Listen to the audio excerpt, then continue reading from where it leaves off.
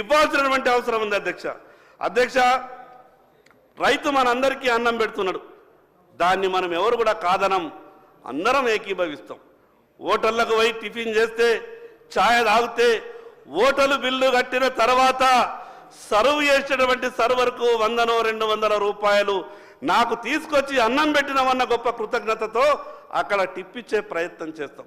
కానీ అధ్యక్ష, రైతు పరిస్థితి అంతా ఘోరం ఉన్నదంటే, రైతు తన చేన్లో పండించినటువంటి కూరగాయలని తీసుకొచ్చి మార్కెట్లో కూర్చొని ఎంత కమ్ముతావు కిలో టమాటా అంటే 15 రూపాయలంటే 10 రూపాయలకి ఇస్తావా లేదా అని అంటారు.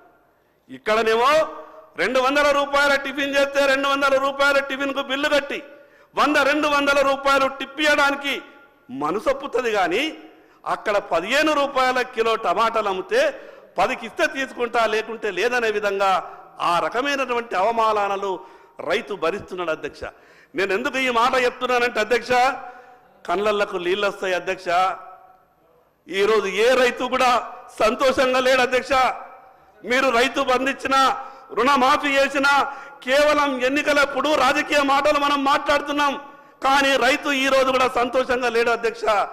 అధ్యక్ష, 5 ఎకరాలు ఉన్నటువంటి రైతు తను పండించినటువంటి పంటని కుటుంబం అంతా కూడా కష్టపడ్డ తర్వాత మార్కెట్కి వెళ్ళి అమ్ముకొని సంవత్సరం తర్వాత లెక్క చూస్తే అధ్యక్ష 50,000 రూపాయలు కూడా లాభం వస్తలేదు అధ్యక్ష.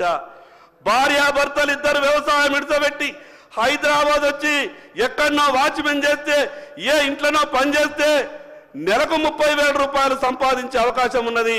కానీ 5 ఎకరాలు ఉన్నటువంటి ఆసామి ఊళ్ళో వ్యవసాయం చేస్తే భార్య భర్త పిల్లలు కూడా అప్పుడప్పుడు బడికి సెలవులు ఉన్నప్పుడు చేనులో పనిచేస్తే సంవత్సరం తర్వాత 50,000 రూపాయలు కూడా మిగులుతలేవు అధ్యక్ష. ఇది రైతుకు ఉన్నటువంటి బాధ అధ్యక్ష. అధ్యక్ష, మన తీరే రైతుకు కూడా కోరికలు ఉంటాయి. నా పిల్లలు కూడా కార్పొరేట్ స్కూళ్ళల్లో చదవాలనుకుంటాడు, నా పిల్లలు కూడా కార్పొరేట్ కాలేజీల్లో చదవాలనుకుంటాడు, నా ఇంట్లో వాళ్ళకు కూడా కార్పొరేట్ ఆసుపత్రులలో వైద్యం చేయించాలనుకుంటాడు. అధ్యక్ష, 50,000 రూపాయలు కూడా పంటకు చివరికి లెక్క చేస్తే మిగులుతలేవు. రైతు కార్పొరేట్ స్కూల్లో కానీ, కార్పొరేట్ కాలేజీలో కానీ, కార్పొరేట్ హాస్పిటల్లో కానీ వైద్యం చేయించుకునే పరిస్థితి లేదు, చదువు చెప్పించుకునేటువంటి పరిస్థితి లేదు. అధ్యక్ష, రైతు మనందరికీ అన్నం పెడుతున్నాడు. ముఖ్యమంత్రి గారు సభలో ఉన్నారు, పెద్ద మనసుతో ఈ విషయం మీద ఆలోచించాలన్న ఆలోచనతోనే నేను చెప్తా ఉన్నా. రైతు పిల్లలు ఏ కార్పొరేట్ ఆసుపత్రిలో చదువు చదివినా, ఏ కార్పొరేట్ హాస్పిటల్లో ట్రీట్మెంట్కి వెళ్ళినా 90%తో సబ్సిడీతో వాళ్లకు ట్రీట్మెంట్ జరగాల, చదువులు చెప్పాల. ప్రభుత్వం తరపున ఒక మాట వస్తుంది, లేదు ఏ కార్పొరేట్ ఆసుపత్రిలో చదివినా మేము ఫీజు రియంబర్స్మెంట్ ఇస్తున్నాం కదా, ఏ కార్పొరేట్ హాస్పిటల్కి వెళ్ళినా ట్రీట్మెంట్ కొరకు మేము రాజీవ్ ఆరోగ్యశ్రీ ఉన్నది కదా అని ప్రభుత్వం మాట్లాడవచ్చు. అధ్యక్ష, నేను ప్రభుత్వానికి మీ ద్వారా ఒక విజ్ఞప్తి చేస్తా ఉన్నా. కార్పొరేట్ హాస్పిటల్లో రైతు బిడ్డలే కావచ్చు, మిగతా వాళ్ళే కావచ్చు, ఈ ఫీజు రియంబర్స్మెంట్ మీద పోయే వాళ్ళని ఎట్లా చూస్తున్నారంటే, ఎందుకు వచ్చినరా మీరు మా కాలేజీకు, మిమ్మల్ని అడ్మిషన్ చేసుకుంటే రూపాయి వచ్చేది లేదు, సచ్చేది లేదు, కానీ మీ పేర్ల మీద సీట్లు ఇవ్వబడుతుంది, ప్రభుత్వమేమో రూపాయి ఇస్తలేదు, మీరు చదువుకున్నా ఒకటే చదువుకోకున్నా ఒకటే అనే విధంగా ఏలనగా కార్పొరేట్ స్కూల్స్ ఆ కాలేజీలు మాట్లాడుతున్నాయి అధ్యక్ష. అట్లనే కార్పొరేట్ హాస్పిటళ్ళలో కూడా ఆరోగ్యశ్రీ పేషెంట్లు అంటే నేను ఎందుకు ఇది ఉదాహరణ చెప్తున్నా అధ్యక్ష.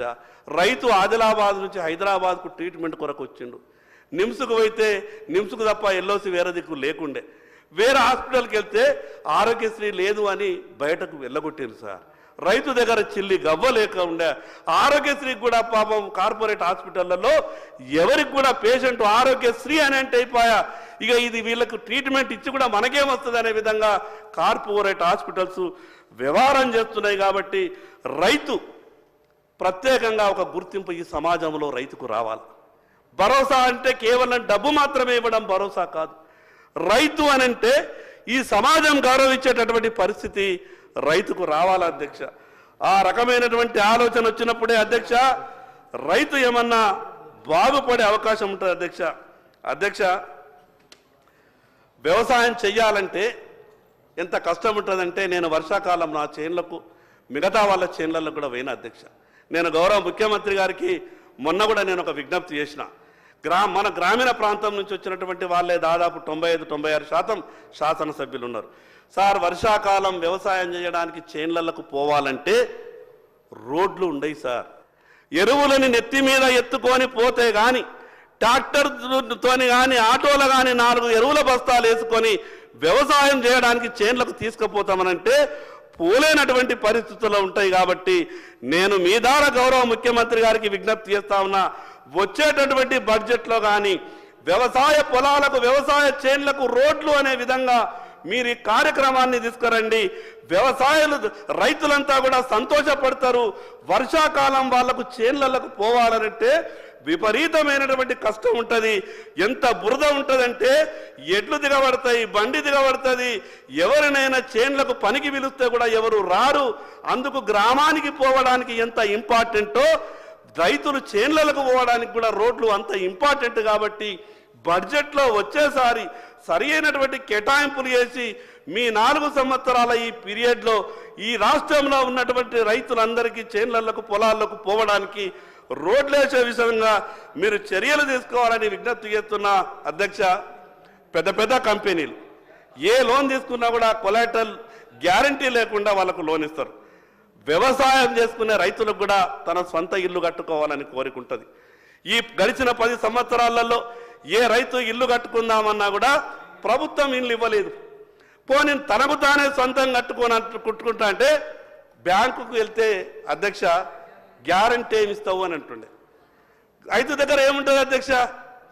తను చేసుకుంటున్నటువంటి పొలం ఉంటుంది, చేను ఉంటుంది. కానీ బ్యాంకులు ఏమంటాయి?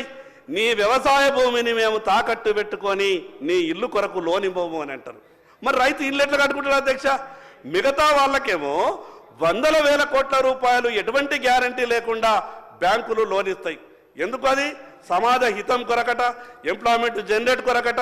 రైతు కూడా అధ్యక్ష మనకు తెలియకుండానే 5-10 ఎకరాలు ఉన్నటువంటి రైతు రోజుకు 7 నుంచి 8 మంది కూలీలకు ఉపాధి ఇస్తాడు.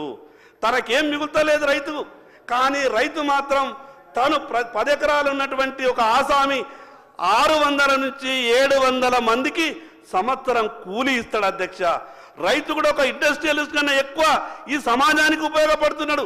తనకేం మిగులుతలేదు, కానీ తను మాత్రం మిగతా వాళ్ళకి ఉపాధి ఇచ్చేటటువంటి పని చేస్తున్నాడు. కాబట్టి నేను గౌరవ ముఖ్యమంత్రి గారికి ఒక విజ్ఞప్తి చేస్తా ఉన్నా, ఈ రాష్ట్రంలో ఏ రైతైనా సరే తను 10 లక్షల రూపాయల వరకు ఇల్లు కట్టుకుంటానంటే, ఎందుకంటే ప్రభుత్వం ఇచ్చేటటువంటి ఇళ్లతోని 100% మనం ఇయ్యలేము, అది సాధ్యమయ్యేటటువంటి పని కాదు.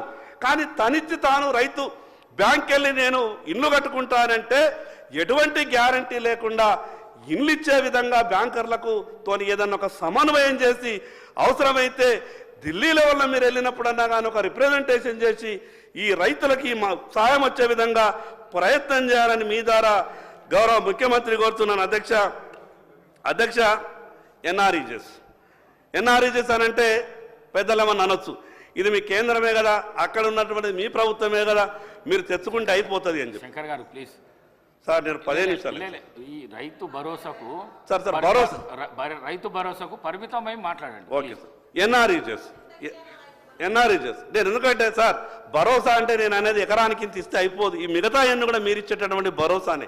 ఈ ప్రభుత్వానికి చాలా మంచి పేరు వస్తుంది సార్. ఇవి వేస్తే చాలా మంచి పేరు వస్తుంది. ఎన్ఆర్ఈజెస్ అనేది సార్ ఈ వ్యవసాయానికి అనుసంధానం చెయ్యాలి. నేను గతం కూడా కేంద్ర వ్యవసాయ శాఖ మంత్రి గారికి నేను ఒక రిప్రజెంటేషన్ ఇచ్చినాం. వాళ్ళు ఏమన్నారు అని అంటే, మీ రాష్ట్ర ప్రభుత్వాన్ని ఒక ఆలోచన చెయ్యమని చెప్పండి, మేము త్వరలోనే దీనికి సంబంధించినటువంటి అధికారాలన్నీ కూడా రాష్ట్ర ప్రభుత్వానికి ఇస్తున్నాం.